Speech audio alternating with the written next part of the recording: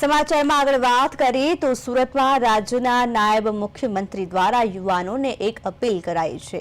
યુવાનોને ડ્રગ્સના દૂષણમાંથી બહાર લાવવા માટે હર્ષ સંઘવીનું એક નિવેદન સામે આવ્યું છે। તેમણે કહ્યું કે તમારા મિત્રો જો ડ્રગ્સના રવાડે ચઢે તો પોલીસને તેની માહિતી આપો।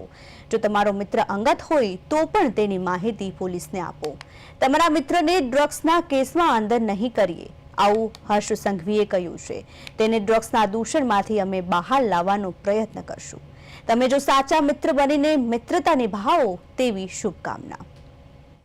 કે કોઈ બી યુવાન, કોઈ બી મિત્ર તમારો ગમે તેટલો અંગત મિત્ર હોય, જો ડ્રગ્સના રવાડે ચડે તો એની માહિતી પોલીસ સ્ટેશન સુધી આપશો તો એ મિત્રોને ડ્રગ્સના કેસમાં અમે અંદર નહીં કરશો, પરંતુ એને ડ્રગ્સમાંથી બહાર લાવવા માટે અમે પ્રયત્ન કરશો અને તમે સાચા મિત્ર બનીને તમે મિત્રતા નિભાવો એવી હું આપને શુભકામનાઓ આપું છું।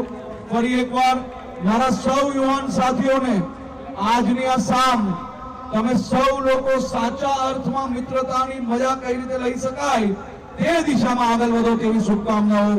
ખૂબ ખૂબ આભાર।